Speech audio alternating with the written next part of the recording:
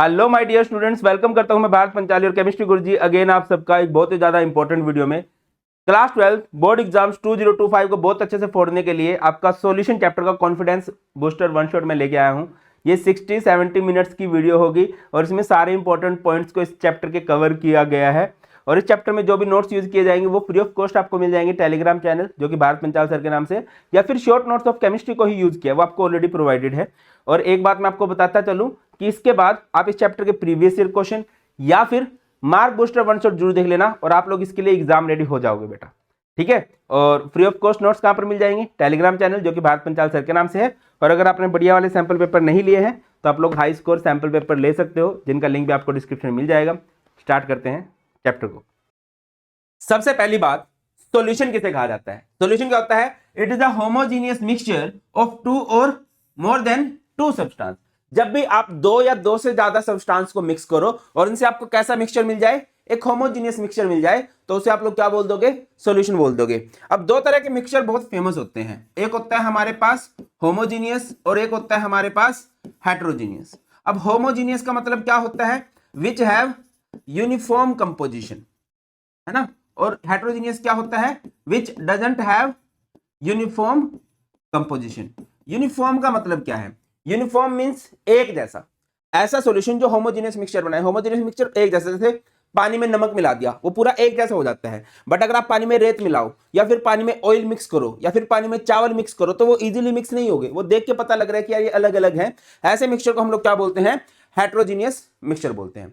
बहुत सारे एग्जांपल हो सकते हैं हमारे पास सॉल्यूशन के, जैसे very nice water plus sugar, या फिर water plus salt plus sugar, या फिर water plus sugar plus salt plus lemon, है ना। आगे मूव करते हैं। किसी भी सॉल्यूशन के अंदर आपको दो पार्ट देखने को मिलेंगे, first is solute, second is solvent. Solute किसे कहा जाएगा? Which is present in smaller amount. Solvent किसे कहा जाएगा? Which is present in larger amount. और जो सोलवेंट होता है, सोलवेंट की जो फिजिकल स्टेट होती है वही सॉल्यूशन की फिजिकल स्टेट भी डिसाइड करती है।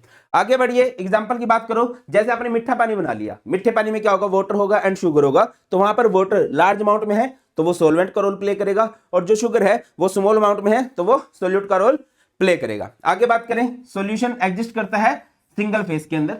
पार्टिकल्स का जो साइज होता है वो लेस देन 1 नैनोमीटर होता है। लेस देन 1 नैनोमीटर का मतलब क्या है? कि 10 की पावर -9 मीटर से स्मॉलर साइज होता है सॉल्यूशन के पार्टिकल्स का। इसके बाद नेक्स्ट हमारे पास आ जाता है डाइल्यूट सॉल्यूशन। डाइल्यूट सॉल्यूशन किसे कहा जाता है? जिसमें लार्ज अमाउंट ऑफ सॉल्वेंट होता है, very less amount of solute होता है ना। कंसंट्रेटेड सॉल्यूशन किसे कहा जाता है? जिसमें कंपेरेबल अमाउंट के अंदर सोल्यूट हो।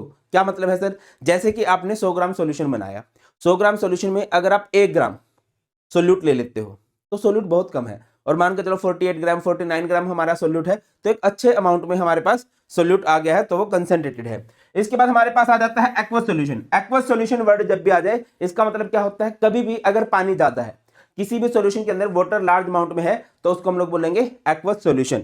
नॉन एक्वस सॉल्यूशन किसे कहा जाएगा? ऐसा सॉल्यूशन जिसमें पानी ज्यादा मात्रा में ना हो। अगर पानी ज्यादा है, एक्वस, एक्वा वर्ड ही पानी के लिए यूज किया जाता है। एक्वस मतलब जिसमें पानी ज्यादा है, नॉन एक्वस जिसमें पानी ज्यादा नहीं है। आगे मूव करते हैं। नेक्स्ट है हमारे पास बेटा जी, ये हमारे पास एक सॉल्यूशन की टेबल है, इससे रिलेटेड भी कई बार क्वेश्चंस पूछ लिए जाते हैं। तो सबसे पहले हमारे पास गैसियस सॉल्यूशन है। गैसियस सॉल्यूशन है तो एक बात फिक्स है कि यहां पर सॉल्वेंट क्या होगा? सॉल्वेंट होगा गैस। सॉल्यूट चेंज हो सकते हैं, गैस हो सकता है, लिक्विड हो सकता है, सॉलिड हो सकता है। अगर मैं इनके नाम करना चाहूं तो इसका नाम हो जाएगा गैस इन गैस, इसका नाम हो जाएगा लिक्विड इन गैस, इसका नाम हो जाएगा सॉलिड इन गैस, है ना।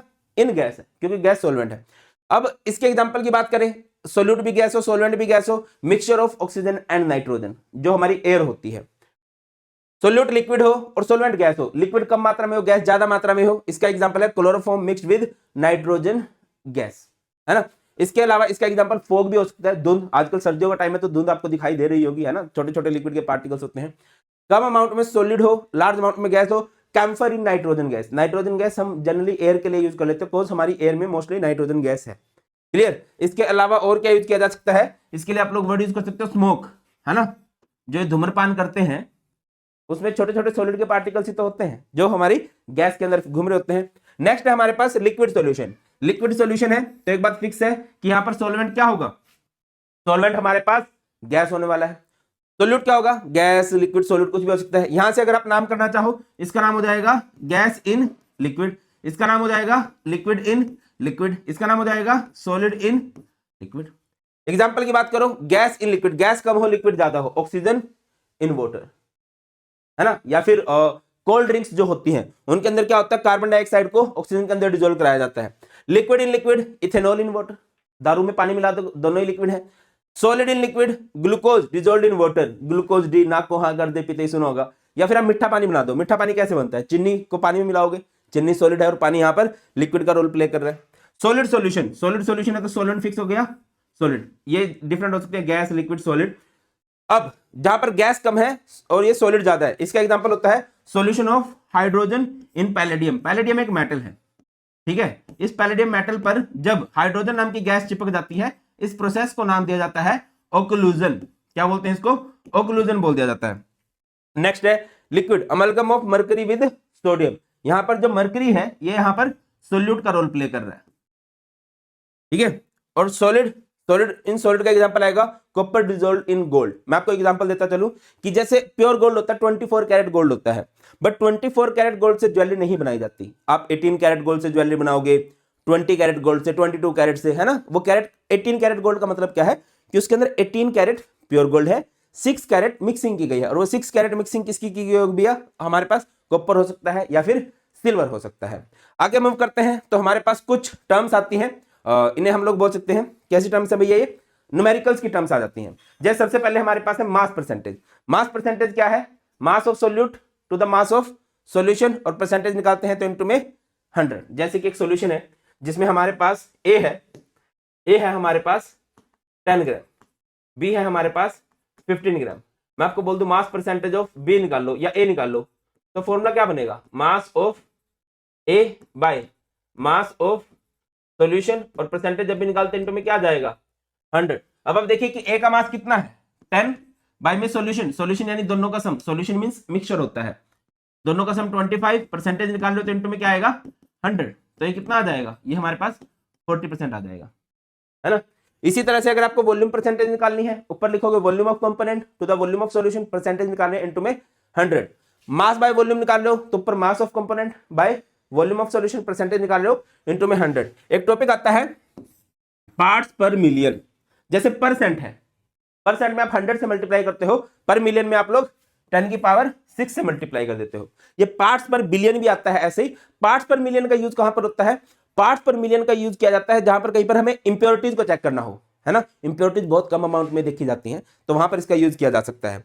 नेक्स्ट हमारे पास मास फ्रैक्शन है। मास फ्रैक्शन, फ्रैक्शन मींस होता है रेशियो, क्या होगा मास of solute by mass of solution, clear. अब ये जो टर्म्स है बेटा, इनका जनरली न्यूमेरिकल्स के अंदर यूज किया जाएगा। जैसे कोई आपको बोल दे what do you mean by 10% HCl mass by mass, इसका मतलब क्या है कि नीचे तो मास ऑफ सॉल्यूशन आएगा, ऊपर क्या आएगा जिसके बारे में बात की जा रही है।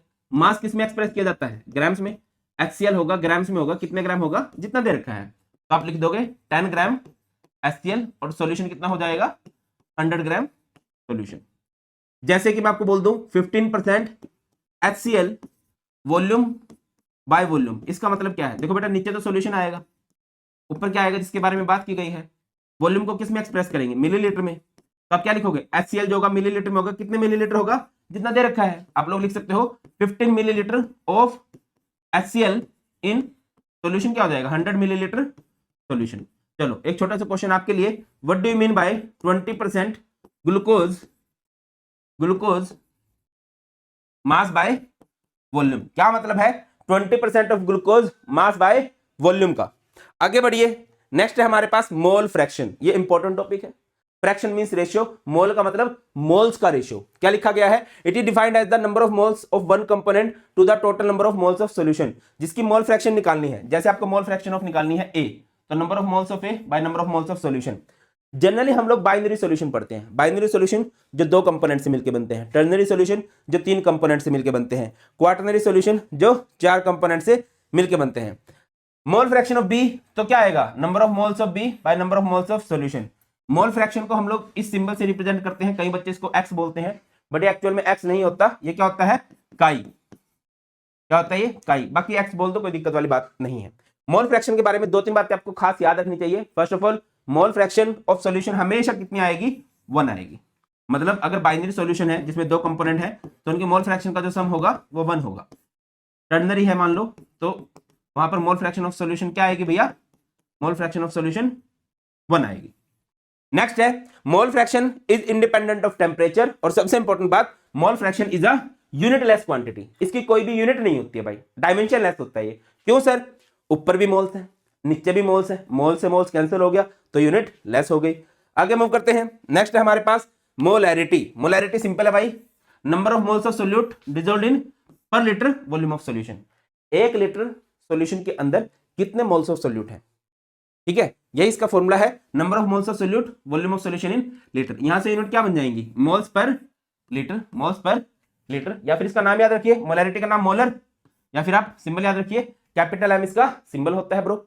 आगे मूव कीजिए। मोलैरिटी के अगर आपको न्यूमेरिकल सोल्व करने हैं तो न्यूमेरिकल सोल्व करने के लिए सिंपल सा फॉर्मूला क्या रहेगा, वॉशिंग मशीन 1000 में देगी, कौन देगी भाई, विमला। क्या मतलब है, WB का मतलब है मास ऑफ सोल्यूट, MB का मतलब है molar mass of solute, 1000, VML का मतलब वॉल्यूम इन मिलीलीटर। इंपॉर्टेंट बात, as temperature increases volume increases, hence molarity decreases. अगर आप मोलैरिटी को देखो, number of moles of solute by volume of solution, नीचे की तरफ वॉल्यूम है, टेम्परेचर बढ़ाओगे वॉल्यूम बढ़ेगा, वॉल्यूम बढ़ेगा तो मोलैरिटी घटेगी। इनवर्स का रिलेशन है इनके अंदर, ठीक है। अच्छा, molarity of solution after dilution, एक सॉल्यूशन है, उसकी कुछ मोलैरिटी, उसको कुछ वॉल्यूम है, आप उसमें पानी मिलाओगे तो ऑब्वियसली उसका वॉल्यूम चेंज होगा, वॉल्यूम बढ़ेगा तो मोलैरिटी में भी फर्क आएगा, मोलैरिटी घटेगी वैसे, तो उसके लिए क्या होगा, M1V1 इक्वल टू M2V2। अगला है molarity of a solution after mixing. एक कंटेनर है जिसमें एक मोलैरिटी है, एक वॉल्यूम है सॉल्यूशन का, एक दूसरा कंटेनर है जिसमें दूसरी मोलैरिटी है, दूसरा वॉल्यूम है, उसको एक थर्ड कंटेनर में मिक्स कर देंगे तो एक नई मोलैरिटी जन्म लेगी। उस केस में क्या होगा, M1V1 plus M2V2 equal to M3V1 plus V2। आगे मूव कीजिए। नेक्स्ट है मोलैलिटी। मोलैलिटी को हम लोग स्मॉल m से रिप्रेजेंट करते हैं, मोलैरिटी की छोटी बहन है, थोड़ा सा फर्क है, यहां तक सेम है। It is defined as number of moles of solute, यहां तक उसमें भी है इसमें भी है। उसमें क्या था, dissolved in per litre volume of solution, इसमें क्या है, डिसॉल्व्ड इन पर किलोग्राम मास ऑफ सॉल्वेंट। ये पर किलोग्राम ऑफ सॉल्वेंट की बात करता है, वो पर लीटर वॉल्यूम ऑफ सॉल्यूशन की बात करता है। इधर आ जाइए, molality number of moles of solute by mass of solvent in kilogram, तो यहां से यूनिट क्या बनेगी बेटा, मोल्स पर केजी, या फिर मोलर, या फिर स्मॉलर, है ना। और अगर आपको मोलैलिटी के न्यूमेरिकल करने हैं तो फॉर्मूला क्या बनेगा भाई, वॉशिंग मशीन 1000 में आएगी, कहां से आएगी, वॉशिंगटन से आएगी, ठीक है। WB mass of solute, MB molar mass of solute, WAG mass of solvent in gram. सबसे खास बात आप लोगों ने जो याद रखनी है, दैट मोलैलिटी क्या है, मोलैलिटी एक मास बाय मास कंसेप्ट है। कैसा कंसेप्ट है, मास बाय मास कंसेप्ट है। सो रिमेन्स अनचेंज्ड विद टेम्परेचर। इस पे टेम्परेचर का कोनो फर्क पड़ता है नहीं, टेम्परेचर का कोई भी फर्क इस पे नहीं पड़ता है। मोलैरिटी का क्या फर्क पड़ता है, टेम्परेचर बढ़ने से वो घटती है, ये इंडिपेंडेंट है टेम्परेचर के साथ। अगर कोई आपसे पूछे कि मोलैरिटी में एंड मोलैलिटी में क्या रिलेशन है, क्या रिलेशन है भाई, MD by 1 plus MMB, Modi ji by 1 plus Mamata बहन जी, पॉलिटिकल है थोड़ा, जस्ट फॉर फन है। M, स्मॉल m का मतलब मोलैरिटी, D का मतलब है डेंसिटी, इस MB इन किलोग्राम का मतलब है मोलर मास इन किलोग्राम। इनके क्वेश्चंस कैसे बन सकते हैं, थोड़े क्वेश्चंस देख लेते हैं। जैसे कि क्वेश्चन है, ये प्रीवियस ईयर का क्वेश्चन है, calculate the molarity of a solution W/W का मतलब है मास बाय मास। आपको क्या दे रखा है, 9.8%। W/W का मतलब क्या हुआ, ऊपर भी मास नीचे भी मास, इसका मतलब होगा 9.8 gram of H2SO4 in 100 gram of solution, इसका मतलब यही है, ठीक है। अब आपको क्या निकालनी है इस केस में, इस केस में आपको निकालनी है मोलैरिटी। मोलैरिटी का फॉर्मूला क्या होता है, मोलैरिटी को हम कैपिटल M से रिप्रेजेंट करते हैं, फॉर्मूला क्या होगा, वॉशिंग मशीन 1000 में आएगी, कहां से आएगी भाई, वॉशिंगटन से आएगी। मोलैरिटी निकालनी है ना, वॉशिंग मशीन 1000 में देगी विमला, यही रहेगा, volume in millilitre. Mass of solute कितना दे रखा है, मास ऑफ सॉल्यूट दे रखा है आपको 9.8। Molar mass of solute H2SO4 की बात की जा रही है, जिसका मोलर मास कितना होता है, जिसका मोलर मास होता है 98 इंटू में 1000 by volume in millilitre. Volume आपको नहीं पता, वॉल्यूम कैसे निकलेगा आपके डेंसिटी के फॉर्मूला से, डेंसिटी का formula mass by volume sorry, तो वॉल्यूम का फॉर्मूला क्या बन जाएगा, मास बाय डेंसिटी बेटा। अब मास कितना दे रखा है, सॉल्यूशन का मास आपको दे रखा है 100 और डेंसिटी कितनी दे रखी है, डेंसिटी आपको दे रखी है 1.02। पुट कर दो वॉल्यूम 100 बाय का 1.02 ऊपर चला जाएगा, डेसिमल हटाएंगे अपॉन में आएगा 100, इसका डेसिमल हटाएंगे अपॉन में आएगा 10। 98 से 98 कैंसिल, 1000 से 1000 कैंसिल, तो यहां से आ जाएगा 1.02। मोलैरिटी है, मोलैरिटी की यूनिट क्या हो जाएगी, कैपिटल। हो सकता था कि यहां पर आपको मोलैलिटी निकालने को भी बोल दे।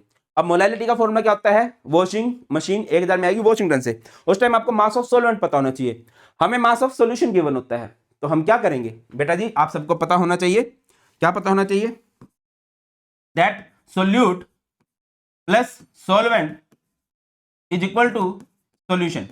सोल्यूट प्लस सॉल्वेंट क्या होता है, सॉल्यूशन होता है। सोल्यूट कितना दे रखा है 9.8 है ना, यहां से सॉल्वेंट आ जाएगा क्योंकि सॉल्यूशन तो आपका 100 है, तो सॉल्वेंट कितना आ गया, आई थिंक ये आ जाएगा 90.2। इसको पुट करके आप लोग फाइनल अपना आंसर कैलकुलेट कर लोगे यार, क्या ही दिक्कत है। आगे मूव करते हैं नेक्स्ट, ये एक और क्वेश्चन है, मिलता जुलता है, आप लोग ट्राई कर लेना, एनसीईआरटी का है। A solution of glucose in water is labelled as 10% by mass. By mass का मतलब है मास बाय मास, इसका मतलब क्या बनेगा 10 gram of glucose in 100 gram solution, है ना। मोलैलिटी निकालनी है तो वॉल्यूम निकाल लेना डेंसिटी के फॉर्मूला से, मोलैलिटी निकालनी है तो सॉल्यूशन के मास में से सोल्यूट का मास निकाल के हमारा सॉल्वेंट का मास आ जाएगा। नेक्स्ट हमारे पास टॉपिक आता है बेटा सोल्युबिलिटी। सोल्युबिलिटी का मतलब होता है घुलनशीलता। आप 100 ग्राम वाटर लो, उसमें आप शुगर मिक्स करने लगो एक गिवन टेम्परेचर पे, आप 1 चम्मच चीनी घोल लोगे शायद घुल जाएगी, 2 ग्राम घोल लोगे घुल जाएगी, 2 स्पून ऑफ शुगर आप मिक्स करने लगोगे तो हो जाएगी। बट एक टाइम ऐसा आएगा जब उसमें शुगर मिक्स होना बंद हो जाएगी।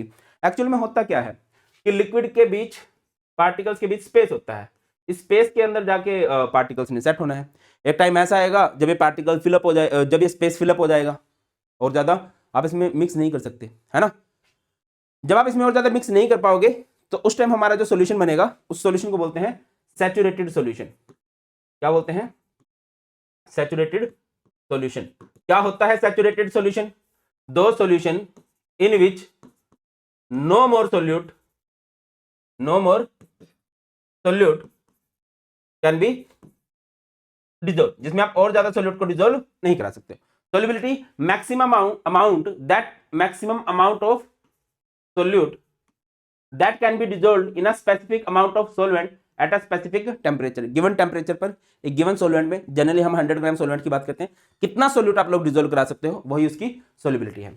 अब कौन कौन से फैक्टर्स है जो सोल्युबिलिटी को अफेक्ट करते हैं। सबसे पहला फैक्टर है नेचर ऑफ सोल्यूट एंड सोल्वेंट। इसके लिए याद रखिए आप लोग इसको बोल सकते हो लाइक डिजोल्व लाइक। क्या मतलब है इसका, कि जो जैसा होता है वो वैसों में घुलना पसंद करता है। क्या कहना चाह रहा हूं कि अगर कोई पोलर सब्सटेंस है वो पोलर में घुलेगा, नहीं घुलेगा नॉन पोलर में। सिमिलरली अगर कोई नॉन पोलर सब्सटेंस है तो वो नॉन पोलर में घुलेगा, नहीं घुलेगा पोलर में। आपने देखा होगा जो शराबी बंदे होते हैं उनको शराबी बहुत अच्छे लगते हैं, जो सौंफी होते हैं उनको सौंफी अच्छे लगते हैं। सेम इधर है, पोलर सब्सटेंस पोलर में घुलेंगे, polar means which carry charge, नहीं घुलेंगे नॉन पोलर में। सिमिलरली नॉन पोलर किस में घुलेंगे, नॉन पोलर में। किस में नहीं घुलेंगे, पोलर में। नेक्स्ट है इफेक्ट ऑफ टेम्परेचर। अगर आपको टेम्परेचर का इफेक्ट समझना है तो आपको समझना पड़ेगा कि हमारी प्रोसेस क्या है। मान के चलो एक एक्सोथर्मिक प्रोसेस है, एक्सोथर्मिक प्रोसेस जिसमें से ऑलरेडी हीट निकल रही है, तो आप वहां पर टेम्परेचर नहीं दे सकते। अगर आप वहां पर टेम्परेचर दोगे तो सोल्युबिलिटी घट जाएगी। अच्छा, एक्सोथर्मिक में डेल्टा एच क्या होता है बेटा, नेगेटिव होता है। एक्सोथर्मिक में डेल्टा एच नेगेटिव होता है। एक्सोथर्मिक जिसमें से ऑलरेडी हीट निकल रही है उसको आप टेम्परेचर नहीं बढ़ाओगे, बट अगर आपने बढ़ाया सोल्युबिलिटी डिक्रीज करेगी विद इंक्रीज इन टेम्परेचर। इधर आ जाओ एंडोथर्मिक। एंडोथर्मिक जिसमें डेल्टा एच क्या होता है, पॉजिटिव। एंडोथर्मिक जिसको हीट की रिक्वायरमेंट है, अगर आप वहां पर टेम्परेचर बढ़ाओगे तो ये इसके लिए फेवरेबल कंडीशन है, और ऐसे केस में सोल्युबिलिटी बढ़ती है। क्या लिखोगे, solubility increases with increase in temperature. Pressure की बात कर लो, प्रेशर का कोई खास फर्क नहीं पड़ता है solubility of solid in liquid पे। क्यों सर, क्योंकि सॉलिड भी नॉन कंप्रेसिबल है, लिक्विड भी नॉन कंप्रेसिबल है, तो प्रेशर लगाओगे तो कोई फर्क नहीं पड़ेगा। प्रेशर सर कहीं तो फर्क डालता होगा, बिल्कुल डालता है। प्रेशर फर्क डालता है जब हम बात करते हैं गैस इन लिक्विड की। प्रेशर फर्क डालता है जब हम बात करते हैं गैस इन लिक्विड की, क्योंकि गैस कंप्रेसिबल है, अगर आप उधर प्रेशर लगाओगे तो उनको घुलना पड़ेगा। हेनरी लॉ क्या बोलता है? The partial pressure of gas in vapour phase is proportional to the mole fraction of gas.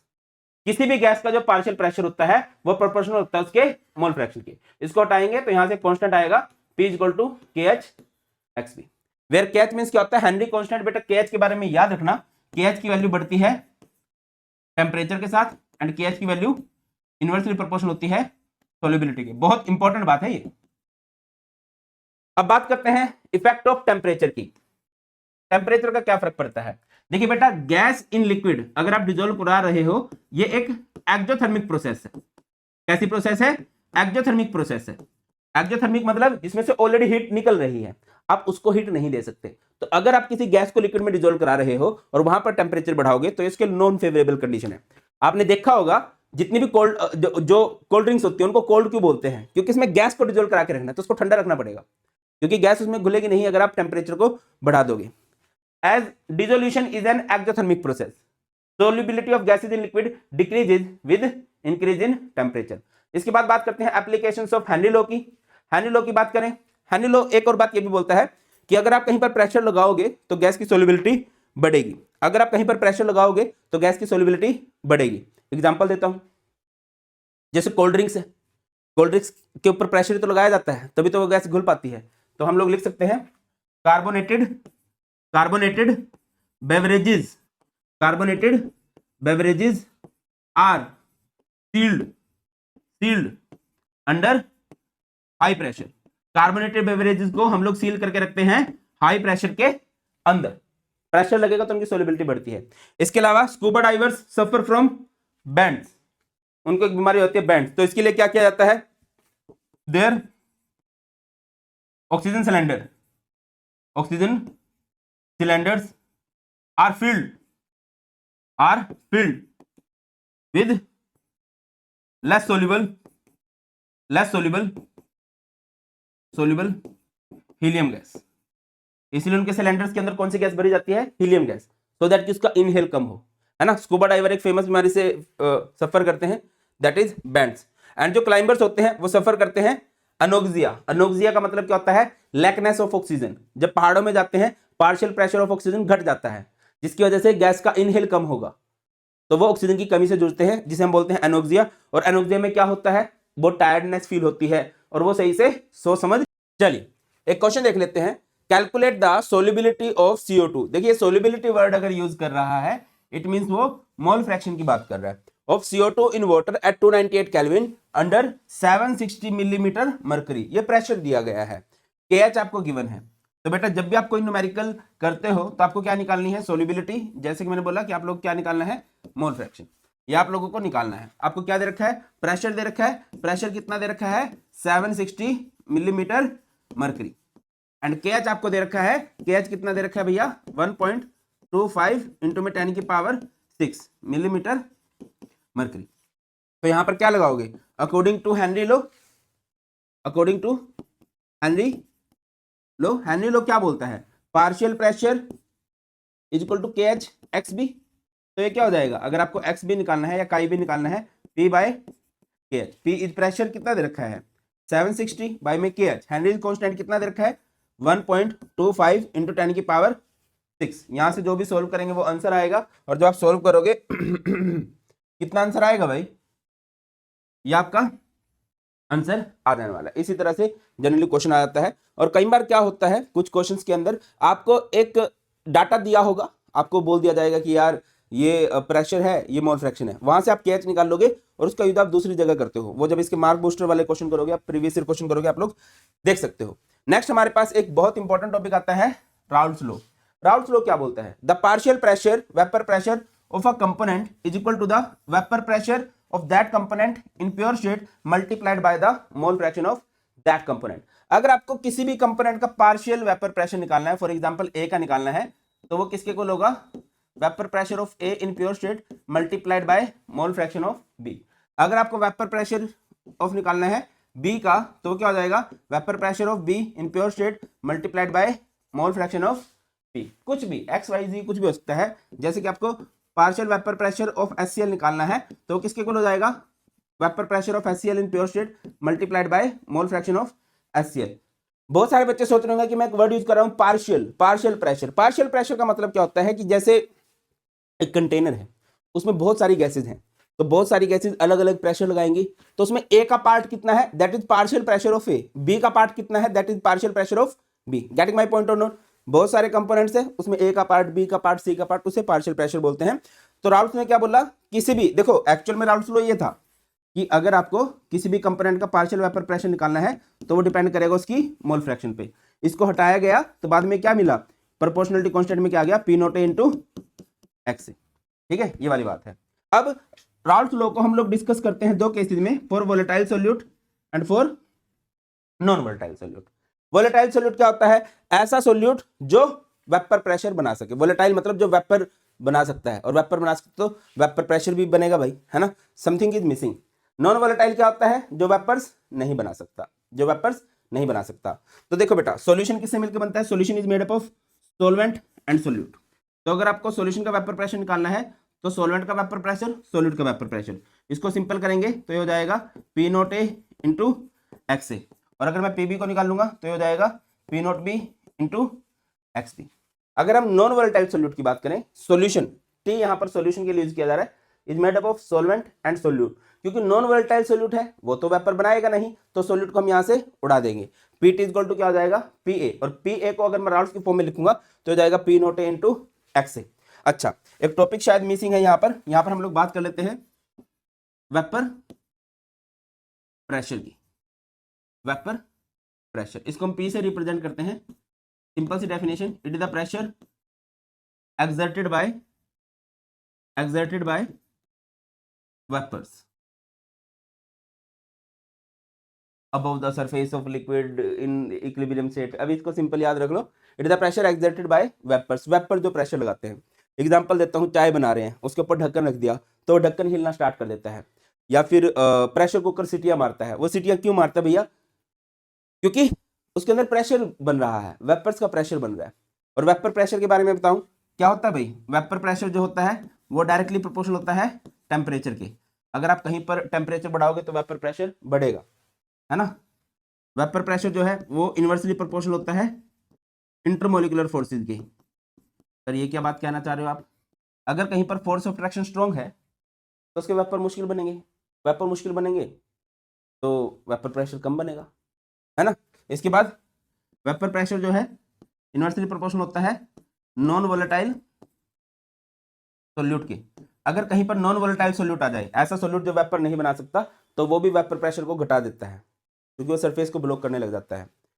इसके अलावा vapour pressure is inversely proportional to boiling point. मान के चलो एक लिक्विड है ए जिसका बॉइलिंग पॉइंट है 100 डिग्री सेल्सियस, एक लिक्विड है बी जिसका बॉइलिंग पॉइंट है 200 डिग्री सेल्सियस, तो किसका वेपर प्रेशर ज्यादा होगा, ऑब्वियसली 200 डिग्री सेल्सियस को बॉइल करना बहुत मुश्किल होगा, 200 तक लेके जाना है तब जाके वेपर्स बनेंगे, तो वो बात बन नहीं पाएगी। ये जल्दी बॉइल हो जाएगा, बहुत जल्दी जल्दी ज्यादा वेपर बनाएगा। तो याद रखिए, अगर किसी का बॉइलिंग पॉइंट ज्यादा है तो उसका वेपर प्रेशर कम होता है।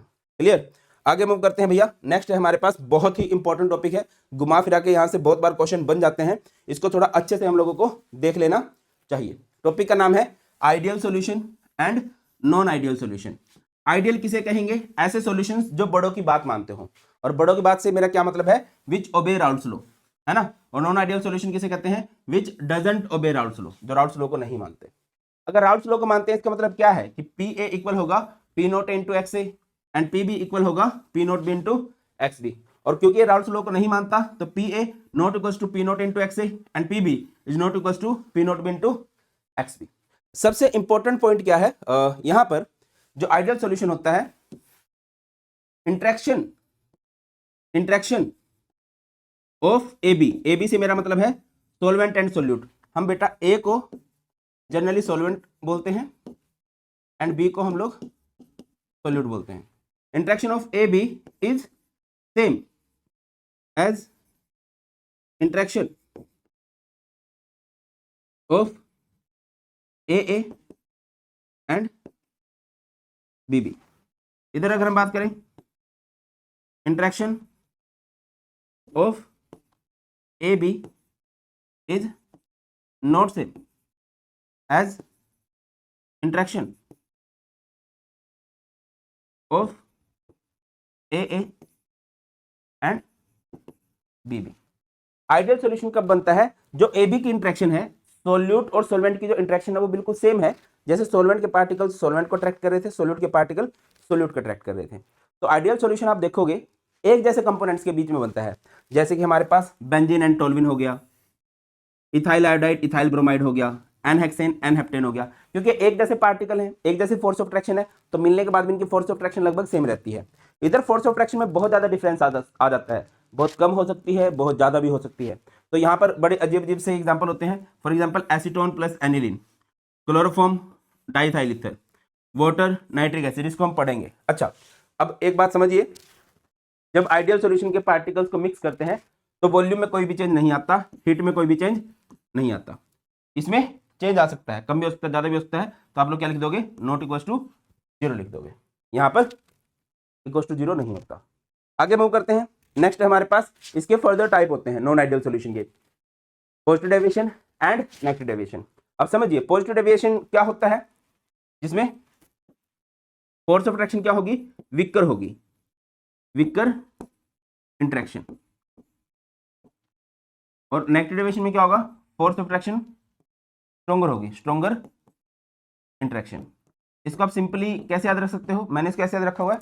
PWNS, फिजिक्स वाला नाइस सर, बहुत बढ़िया सर ही है, ऑब्वियस सी बात है। या फिर पीछे वाले नहीं सुधरेंगे, बैक बेंचर्स क्लास की रौनक होते हैं, वो नहीं सुधरते हैं। क्या मतलब है इस बात का? पॉजिटिव डेविएशन में फोर्स ऑफ अट्रैक्शन वीकर होगी, नेगेटिव डेविएशन में फोर्स ऑफ अट्रैक्शन स्ट्रोंगर होगी। यही बात लिखी गई है। A B attractions are weaker than A and B attraction. जो नई वाली अट्रैक्शन होगी वो वीक होगी। यहां पर बात करें ए बी की जो अट्रैक्शन है, सोलवेंट और सोल्यूट की जो एक दूसरे के प्रति अट्रैक्शन है, वो क्या होने वाली है? स्ट्रोंगर होने वाली है। अब क्यों? अब बेटा यहाँ पर फोर्स ऑफ अट्रैक्शन वीक है तो वेपर प्रेशर बढ़ेगा। तो आप क्या देखते हो? P A is more than P note A into X A, P B is more than P note B into X B. और सिमिलरली जो पी एस है या कह लो पी टी है, वेपर प्रेशर ऑफ सोल्यूशन है, वो solvent and solute से ज्यादा हो जाएगी, क्योंकि यहाँ पर फोर्स ऑफ अट्रैक्शन वीक है, वेपर प्रेशर बढ़ता है। इधर आ जाइए, क्योंकि यहाँ पर फोर्स ऑफ अट्रैक्शन बहुत स्ट्रॉन्ग है, पार्टिकल्स को इवेपोरेट करना, वेपराइज करना मुश्किल हो जाएगा। पी ए लोअर होगा, पी बी भी लोअर होगा एंड पी एस भी कम होने वाला है। अब यहाँ पर फोर्स ऑफ अट्रैक्शन क्या है? वीक है। तो वॉल्यूम क्या होगा भैया? चेंज इन वॉल्यूम क्या आएगा? क्योंकि पार्टिकल एक दूसरे से वीक अट्रैक्शन होगी, दूर दूर भाग रहे हैं, तो उनका वॉल्यूम क्या हो जाएगा? इस केस में बढ़ने लगेगा। गेटिंग माई पॉइंट और नोट? भैया जब पार्टिकल्स के बीच में बहुत ज्यादा अट्रैक्शन होगी तभी तो पास पास आएंगे, फिर कम स्पेस ऑक्यूपाई करेंगे। अगर वो एक दूसरे को अट्रैक्ट नहीं कर रहे, रिपेल कर रहे हैं, दूर दूर भाग रहे हैं, तो वो ज्यादा स्पेस ऑक्यूपाई करेंगे। तो इस केस में चेंज इन वॉल्यूम क्या होगा? पॉजिटिव। इस केस में चेंज इन हीट क्या होगा? पॉजिटिव। यहां पर बात करें, यहां पर बहुत ज्यादा अट्रैक्शन है तो पार्टिकल एक दूसरे के बहुत पास आ जाएंगे, बहुत पास आ जाएंगे तो कम स्पेस ऑक्यूपाई करेंगे। चेंज इन वॉल्यूम क्या रहेगा? नेगेटिव। चेंज इन हीट क्या रहेगा? नेगेटिव। क्लियर है? आगे मूव करते हैं। ये क्या बनाते हैं? मिनिमम बॉइलिंग एजियोट्रोप्स बनाते हैं। ये क्या बनाते हैं? ये मैक्सिमम बॉइलिंग एजियोट्रोप्स बनाते हैं। ये क्या बीमारी होती है sir? Minimum boiling azeotropes, maximum boiling azeotropes समझते हैं। आई थिंक ये क्लियर हो गया है ना? अब देखिए एजियोट्रोप्स किसे कहा जाता है। ओके, उससे पहले एक ग्राफ है, बट पहले मैं चाहूंगा हम एजियोट्रोप्स ही पढ़ें। एजियोट्रोप्स सिंपल सी डेफिनेशन है। एजियोट्रोप्स का दूसरा नाम होता है कांस्टेंट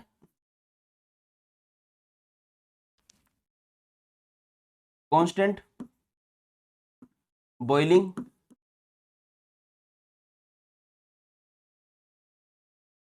मिक्सचर। ऐसे मिक्सचर जिनका बॉइलिंग पॉइंट कांस्टेंट हो, जिनका बॉइलिंग पॉइंट फिक्स हो एक प्योर लिक्विड की तरह, as well as their composition is also fix in liquid phase as well as in vapour phase. Repeat कर रहा हूं, ऐसे लिक्विड मिक्सचर जिनका बॉइलिंग पॉइंट फिक्स होगा। दूसरी बात, उनका जो कंपोजिशन है, जो पार्टिकल्स है उनके बीच में, वो लिक्विड फेस में भी सेम रहते हैं और जब उनके वेपर्स बनने लगते हैं तब भी सेम रहते हैं। ये लिखा गया है, these are the liquid mixture which distil और विदाउट चेंज इन कंपोजिशन। बाकी जो डेफिनेशन मैंने बोली है बेटा वो ज्यादा सही है, दोबारा लिख देता हूं। Those liquid mixture which have what? Which have constant boiling point, जिनका boiling point क्या होगा? constant होगा, and they have same composition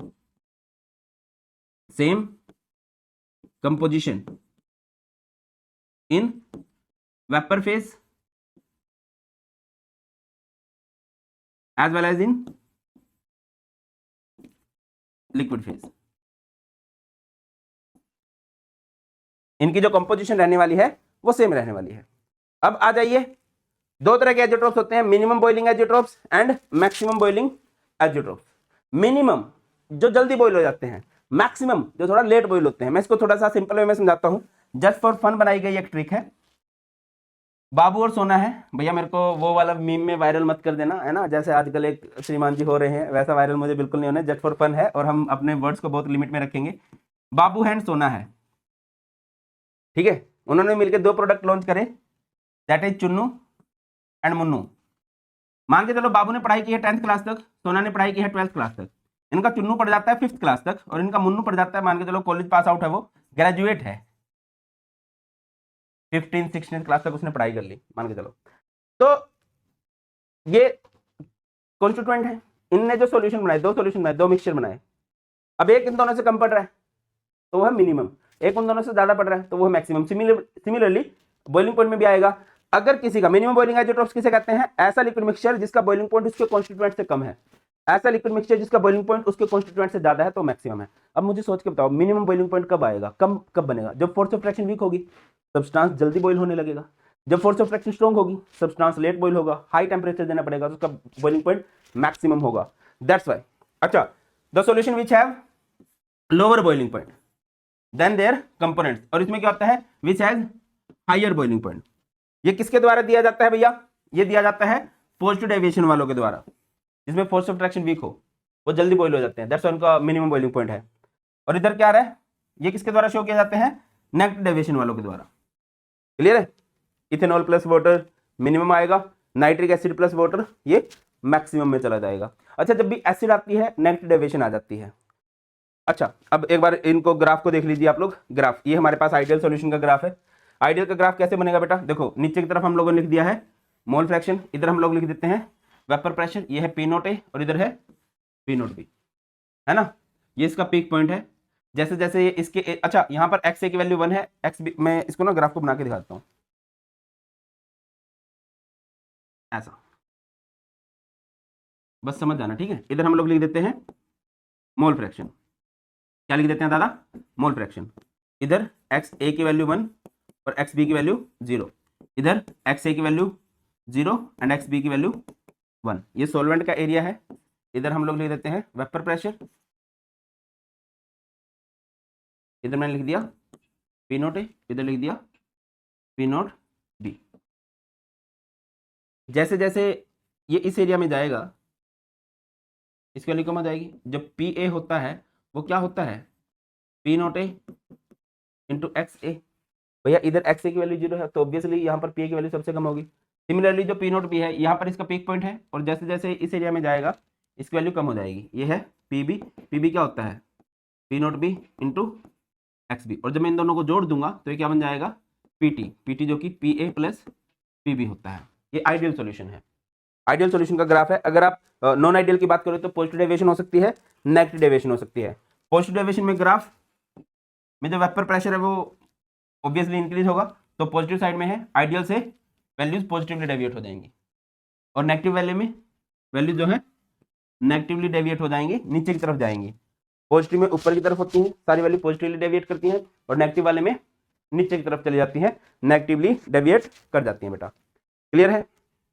अच्छा, एक नॉलेज की बात मैं आपको बताता चलूं कि फोर्स ऑफ ट्रैक्शन, एक बड़ा फेमस क्वेश्चन आता है क्लोरोफॉर्म से रिलेटेड, कि भैया जैसे क्लोरोफॉर्म है ये शो करता है नेगेटिव डेविएशन, क्यों शो करता है, ये एसीटोन है, बताइए। एक्चुअल में क्या होता है कि इनके बीच में हाइड्रोजन बॉन्ड जनरेट हो जाता है।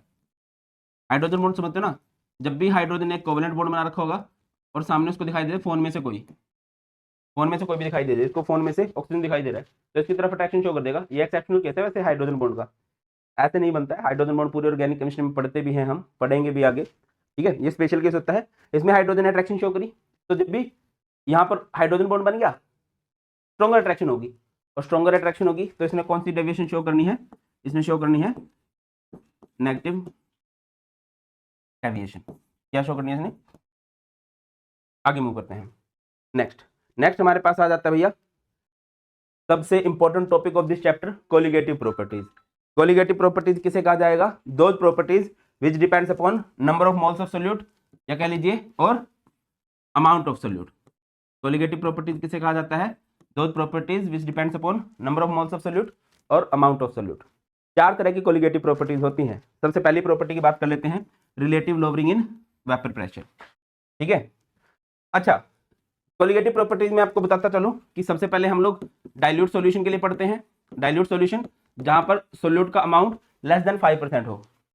दूसरी बात, वहां पर नॉन वोलेटाइल सोल्यूट होना चाहिए। क्या होना चाहिए? नॉन वोलेटाइल सोल्यूट होना चाहिए। ठीक है, और सोल्यूट स्टूडेंट अंडरगो एसोसिएशन और डिसोसिएशन। जो सोल्यूट है उसने एसोसिएशन या डिसोसिएशन नहीं शो किया होना चाहिए, तो बिल्कुल ना करें। आगे पढ़ेंगे फिर एक नया फैक्टर आ जाता है which is known as van't Hoff factor, but generally हम मान के चलते हैं कि उसने एसोसिएशन या डिसोसिएशन शो नहीं की है। कोलिगेटिव प्रॉपर्टीज किस पे डिपेंड करती है? Number of moles of solute पे, अमाउंट पे। Colligative properties are just like democracy. जैसे डेमोक्रेसी में नंबर ऑफ वोट्स मैटर करते हैं, सिमिलरली यहाँ पर नंबर ऑफ मोल्स मैटर करते हैं। अब आपके दिमाग में क्वेश्चन आएगा, इंपॉर्टेंट बात है, नेचर मैटर नहीं करती है। चार तरह की कोलिगेटिव प्रॉपर्टीज होती हैं और चार ही होती हैं। सबसे पहली है relative lowering in vapour pressure. अच्छा, जितनी भी कोलिगेटिव प्रॉपर्टीज हैं उसमें हम सॉल्यूशन की बात करते हैं, सॉल्वेंट से कंपेयर करते हैं, कुछ डिफरेंस आएगा, वो नॉन वोलेटाइल सोल्यूट की वजह से आएगा। कोलिगेटिव प्रॉपर्टीज में सॉल्यूशन की बात करते हैं, सॉल्वेंट के कंपैरिजन में करते हैं, जो डिफरेंस आएगा वो नॉन वोलेटाइल सोल्यूट की वजह से आने वाला है। तो relative lowering in vapour pressure क्या है? ये होता है P note A minus P S by P note A is equal to X B. ये P note A minus P S by P note A, X B को मैं लिख सकता हूँ नंबर ऑफ मोल्स में N B by N A plus N B. अब क्योंकि dilute solution है, number of moles of solute बहुत कम होते हैं for dilute solution. N B की जो वैल्यू होती है वो बहुत कम है एन ए से। एन बी की वैल्यू आप लोग अप्रोक्सीमेटली 0 के इक्वल मान के चल सकते हो, तो इसको नीचे 0 भी माना जा सकता है। P note A minus P S by P note A is equal to N B by N A. यहाँ से अगर मैं इसको आगे बढ़ाऊँ, P note A minus P S by P note A N B W B by M B, और N A को मैं क्या लिख सकता हूँ? W A by M A. यहाँ पर P note A minus P S का मतलब होता है लोअरिंग इन वेपर प्रेशर, और जब हम इसको पी नोट ए से कंपेयर कर देते हैं तो इसको हम लोग बोल देते हैं relative lowering in vapour pressure. Questions बन जाते हैं इससे। पिछले 2-3 सालों में देखा गया है कि फ्रीक्वेंटली इससे क्वेश्चन पूछे जा रहे हैं, तो इसकी हम अच्छे से प्रैक्टिस करेंगे। 3-4 साल पहले तक इतना इंपॉर्टेंट टॉपिक ये नहीं रहता था। A solution is prepared by dissolving 10 gram of non volatile solute. यहाँ पर आपको मास ऑफ सोल्यूट दे रखा है, कितना दे रखा है? 10 ग्राम इन 200 ग्राम ऑफ वाटर। यहाँ पर आपको मास ऑफ सोल्वेंट भी दे रखा है 200 gram. It has a vapour pressure, कितना दे रखा है? ये वेपर प्रेशर ऑफ सॉल्यूशन है, कितना है? 31.84। Calculate the molar mass of solute, हमें molar mass of solute calculate करना है। And vapour pressure of pure water, P note A आपको दे रखा है कितना? 32। तो यहाँ से क्या हो जाएगा? P note A minus P S by P note A is equal to N B by N A, N B by N A. P note A कितना है बेटा? 32 माइनस 31.84, 32। एन बी को अगर मैं लिखना चाहूँ W B by M B, और N A को W A by M A. भैया नंबर ऑफ मोल्स निकालने आते हैं ना, given mass by molar mass, ऐसे ही होता है, given mass by molar mass करके हो जाता है। तो इसके बाद क्या हो जाएगा? ये कितना आएगा? आई थिंक ये आएगा 0.16, ये आएगा 32। W B mass of solute कितना दे रखा है आपको? 10। मोलर मास ऑफ सोल्यूट हमें नहीं पता, ये तो हमें कैलकुलेट करना है। डब्ल्यू ए मास ऑफ सोल्वेंट कितना है? 200, और मोलर मास ऑफ सोल्वेंट वाटर है ना, तो वाटर का मोलर मास 18 होता है। इसका डेसिमल हटाएंगे, अपॉन में 100 आ जाएगा, तो 16 2 जा 32, 200 से 200 कैंसिल, तो मोलर मास ऑफ सोल्यूट कितना आ जाएगा? यहाँ से 180। यूनिट जरूर लिखना, ग्राम पर मोल, है ना, 180 ग्राम पर मोल। तो इस तरह से बहुत इजीली इसके क्वेश्चन हम लोग कर सकते हैं। नेक्स्ट कोलिगेटिव प्रॉपर्टीज है हमारे पास एलिवेशन इन बॉइलिंग पॉइंट। नाम से ही क्लियर है कि बॉइलिंग पॉइंट एलिवेट हो रहा है। सबसे पहली बात आपको समझनी चाहिए कि बॉइलिंग पॉइंट क्या होता है। द टेम्परेचर किसे कहा जाता है, boiling point. The temperature at which vapour pressure, very nice, at which vapor pressure of a liquid becomes equal to atmospheric pressure। जब वेपर प्रेशर एटमॉस्फेरिक प्रेशर के इक्वल हो जाता है उस टेम्परेचर को हम लोग बॉइलिंग पॉइंट बोलते हैं। देखिए एक जगह हमारे पास प्योर सॉल्वेंट है, उतना ही प्योर सॉल्वेंट लिया, जब आपने उसमें कुछ नॉन वोलेटाइल सोल्यूट ऐड कर दिया, फॉर एग्जांपल आपने उसमें सोल्ट ऐड कर दिया, तो जब बॉईल करने लगेंगे ना तो ऑब्वियस सी बात है कि जो सॉल्यूशन है जिसमें नॉन वोलेटाइल सोल्यूट है उसका बॉइलिंग पॉइंट ज्यादा होने वाला है। एंड इसी को हम लोग क्या बोलते हैं, क्या बोलते हैं भैया, इसी को हम लोग बोलते हैं elevation in boiling point. Boiling point of a solution containing a non volatile solute is always higher than boiling point of pure solvent and this difference in boiling point is called elevation in boiling point. Delta TB जो है क्या होगा, solution का boiling point ज्यादा होता है pure solvent के boiling point से। अगर मैथमेटिकल जाए तो delta TB is equal to हो जाएगा के बी एम। यहां पर इस के बी का मतलब क्या है, के बी को हम लोग बोलते हैं मोलल एलिवेशन कांस्टेंट। क्या बोलते हैं इसको, मोलल एलिवेशन कांस्टेंट, या फिर इसका दूसरा नाम होता है एबिलियोस्कोपिक कांस्टेंट। क्या बोला जाएगा भैया, एबिलियोस्कोपिक कांस्टेंट। इसके बारे में एक दो खास बात, दैट इसकी जो वैल्यू होती है, इस कांस्टेंट की वैल्यू डिपेंड करती है on nature of solvent. Repeat कर रहा हूं, नेचर ऑफ सॉल्वेंट पे डिपेंड करती है, ठीक है। एम यानी molality, delta TB is equal to K B. M यानी मोलैलिटी, मोलैलिटी का फॉर्मूला क्या हो जाएगा, वॉशिंग मशीन 1000 में आएगी, कहां से आएगी, वॉशिंगटन से आएगी। कई बार हमें मोलर मास ऑफ सॉल्यूट निकालना होता है तो एमबी को हम इधर ले जाते हैं। इस टीबी का मतलब है boiling point of solution, T not be का मतलब है boiling point of pure solvent. आगे मूव कीजिए। नेक्स्ट कुछ क्वेश्चन है like calculate the molar mass of a compound when 6.3 gram of it is dissolved in 27 gram of chloroform to form a solution that has a boiling point 68.04 degree Celsius. The boiling point of pure chloroform is this and के भी दे रखा है। अब देखो 2024 में question आया है। सबसे पहली बात आ जाइए, मास ऑफ सोल्यूट कितना दे रखा है आपको, मास ऑफ सोल्यूट दे रखा है 6.3 ग्राम। जब भी कोई न्यूमेरिकल करते हैं बेटा हमेशा सबसे पहले देखो कि क्या डाटा गिवन है ना। आपको मास ऑफ सोल्यूट दे रखा है 6.3 ग्राम, मास ऑफ सॉल्वेंट इन ग्राम आपको दे रखा है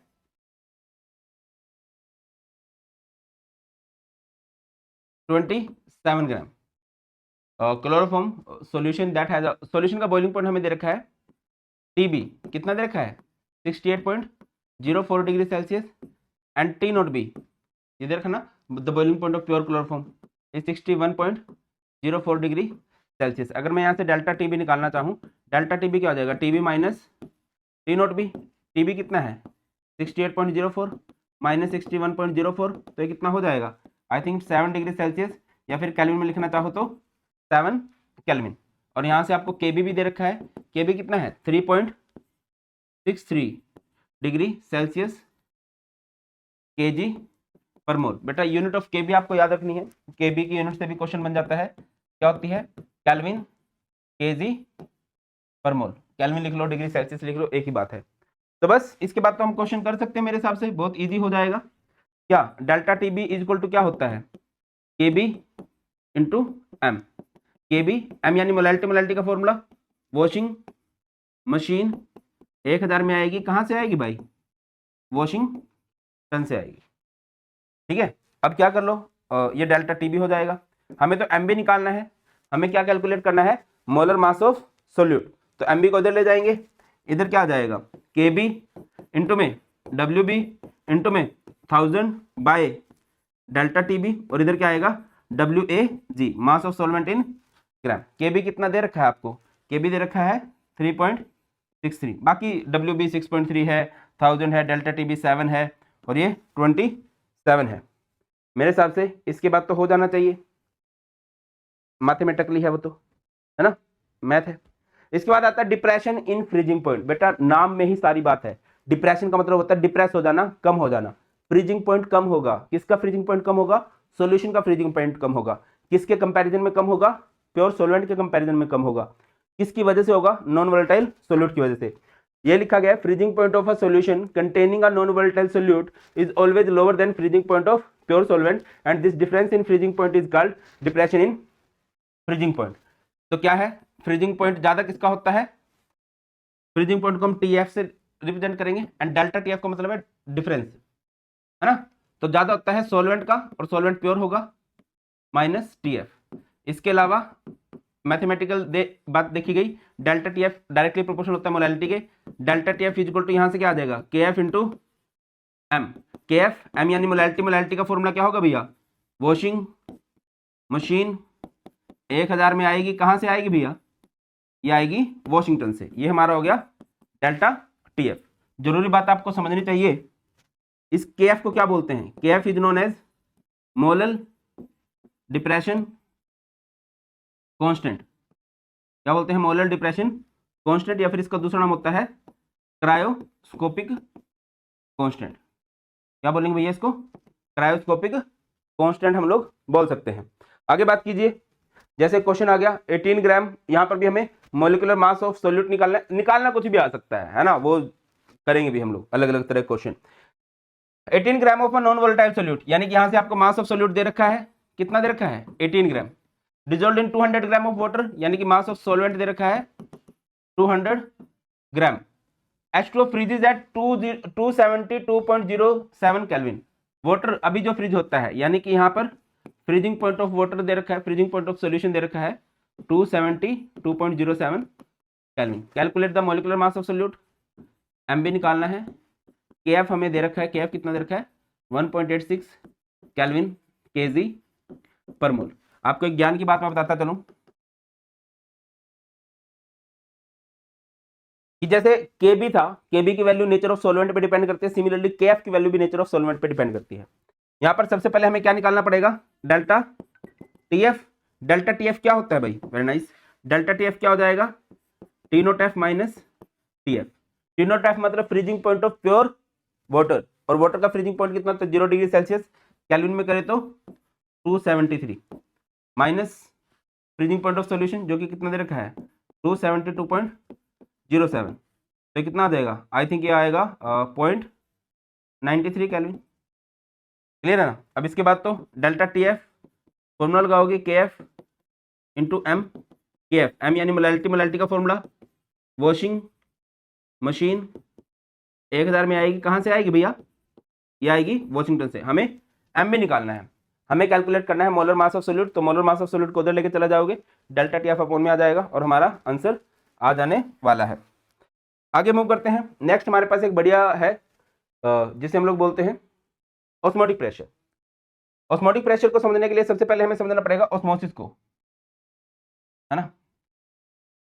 जैसे कि हमारे पास एक डिवाइस लगा है, this device is known as semi permeable membrane. Membrane means छलनी, सेमी मतलब हल्के हल्के होल्स वाली छलनी है, मेम्ब्रेन है, झिल्ली है। तो यहाँ पर इस साइड हायर कंसेंट्रेशन है, इस साइड लोअर कंसेंट्रेशन है। एक default flow lower to higher, higher to lower होता है। हायर टू लोअर पार्टिकल्स अपने आप चले जाते हैं। जब हायर टू लोअर फ्लो होता है ना, इसे बोलते हैं डिफ्यूजन। बट हमें करना है लोअर टू हायर, तो उसके लिए हमने मेम्ब्रेन लगा दी।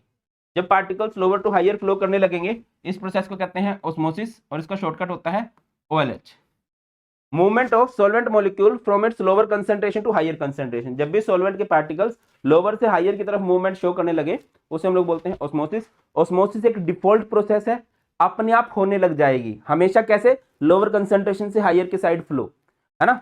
आगे मूव करते हैं। सेमी परमेबल मेम्ब्रेन क्या होता है? अ मेम्ब्रेन एक छलनी होती है which allow only the movement of solvent particles. दो तरह की मेम्ब्रेन हो सकती है, नेचुरल, आर्टिफिशियल। नेचुरल में क्या आएगा? Parchment paper, cellophane paper. And artificial में क्या आ जाएगा? A film of gelatinous precipitate of cupric ferrocyanide. इसको याद रख लो, क्यूप्रिक फेरोसाइनाइड, Cu2FeCN6। ठीक है। अब ऑस्मोटिक प्रेशर क्या होता है? देखिए, फ्लो हो रहा है लोअर टू हायर हो रहा है, हमने इसको रोकना है। हम इसको रोकने के लिए इधर पिस्टन लगा देंगे। रोकने के लिए आपने जो प्रेशर लगाया है, that pressure is known as osmotic pressure. It is the pressure applied on solution side to stop osmosis. क्या रोकने के लिए? Flow of lower concentration particles towards higher concentration particle. Osmotic pressure जो होता है वो डायरेक्टली प्रोपोर्शनल होता है सी के एंड डायरेक्टली प्रोपोर्शनल होता है टी के। It's your equation number 1, it's your equation number 2। तो यहां से पाई इक्वल टू क्या हो जाएगा, सी इंटू टी।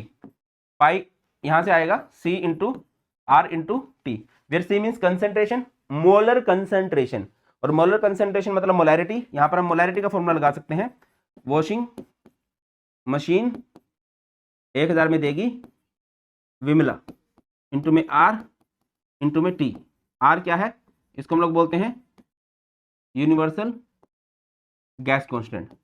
यूनिवर्सल का क्या मतलब है, इसकी वैल्यू सोल्यूट चेंज होने से, सॉल्वेंट चेंज होने से चेंज नहीं होती है, ठीक है। हाँ, अगर आप पास्कल में यूनिट ले रहे हो, एटमॉस्फेरिक में यूनिट ले रहे हो तो एक अलग बात है, वरना इसकी यूनिट फिक्स रहती है, ठीक है, मीडियम के साथ चेंज नहीं होगी। तो ये हमारा ऑस्मोटिक प्रेशर होता है।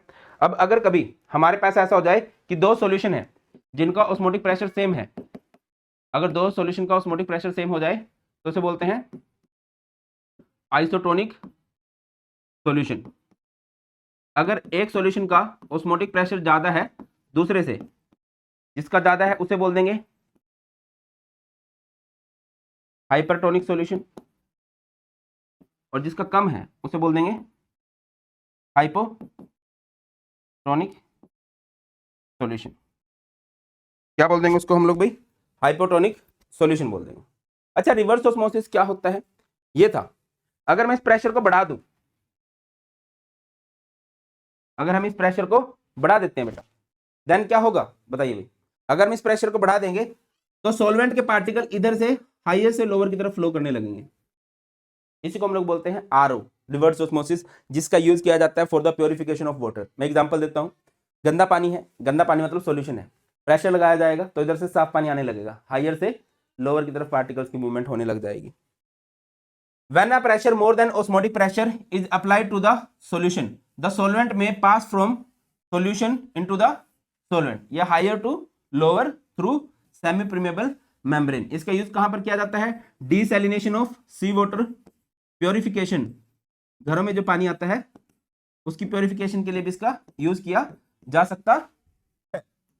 आगे बढ़ते हैं। एबनॉर्मल मोलिकुलर मास क्या होता है बेटा, एबनॉर्मल नाम से ही क्लियर है, ऐसा मोलिकुलर मास जो नॉर्मल ना हो। देखा गया कि सोल्यूट के पार्टिकल सॉल्यूशन के अंदर जाके कई बार एसोसिएशन शो कर देते हैं, डिसोसिएशन शो कर देते हैं। जब कभी भी सोल्यूट के पार्टिकल एसोसिएशन या डिसोसिएशन शो करेंगे तो उनकी वैल्यू नॉर्मली एक्सपेक्टेड वैल्यू से डिफरेंट आएगी, और इसी को हम लोग क्या बोलते हैं, एबनॉर्मल मोलिकुलर मास। क्लियर है। अब यहां पर हम करते हैं went Hoff factor. Went Hoff factor क्या होता है, it is the ratio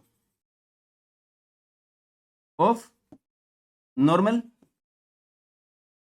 molecular mass to the observed molecular mass I।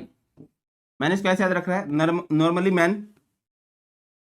Man ओबे देयर मदर, पापा की परी होती हैं, मम्मा के मगरमच्छ होते हैं, उसी को याद रखिए, नॉर्मली मैन ओबे देयर मदर। इसका मतलब क्या है, इसका मतलब है नॉर्मल सॉरी बेटा, molecular mass by observed molecular mass. Molecular mass और कोलिगेटिव प्रॉपर्टीज में इनवर्स का रिलेशन है। अगर आप किसी भी कोलिगेटिव प्रॉपर्टी को देखोगे और उसके साथ मोलिकुलर मास को देखोगे, देखो ये रहा मोलिकुलर मास, ये कोलिगेटिव प्रॉपर्टी, ये रहा मोलिकुलर मास, ये है कोलिगेटिव प्रॉपर्टी। हर एक में आप देख लेना, मोलिकुलर मास ऑफ सॉल्यूट में और कोलिगेटिव प्रॉपर्टी में इनवर्स का रिलेशन है।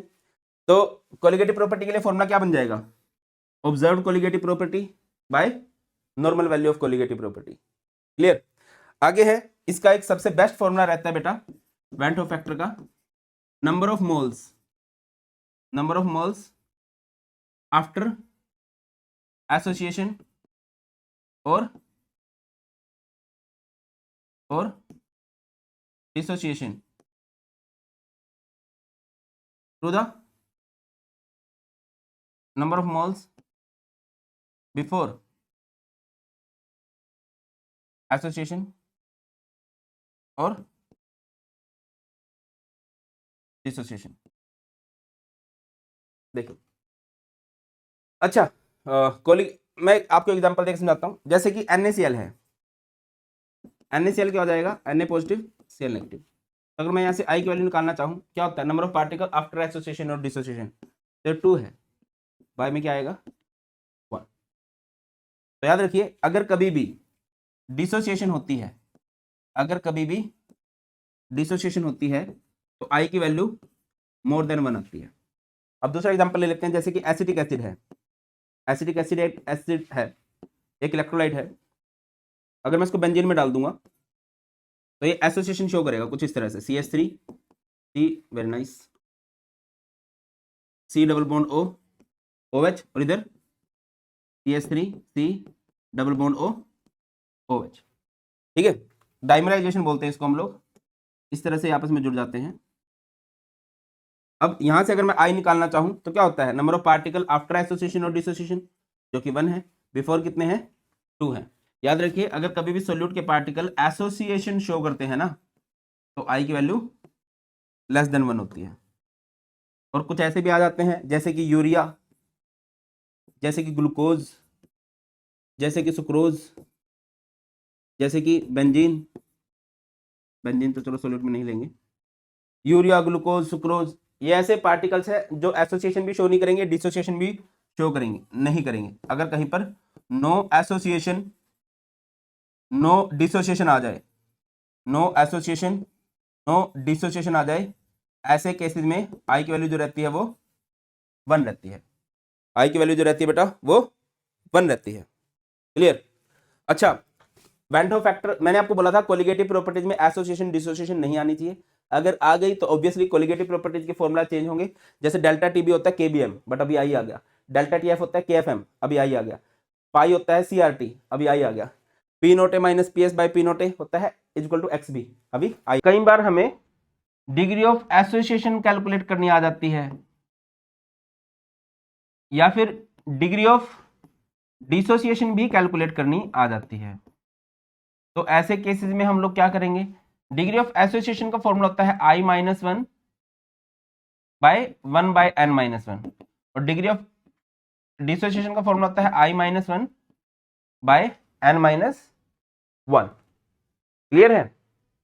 बस जब इसके क्वेश्चंस करेंगे और बढ़िया से आप लोगों को ये चीज समझ में आ जाने वाली है। फिर इसके बस मैं आपको ये बोलूंगा प्रीवियस ईयर क्वेश्चन या फिर मार्क बूस्टर का वन शॉट जरूर देख लेना भैया, ये चैप्टर आपका बढ़िया से बोर्ड रेडी हो जाएगा।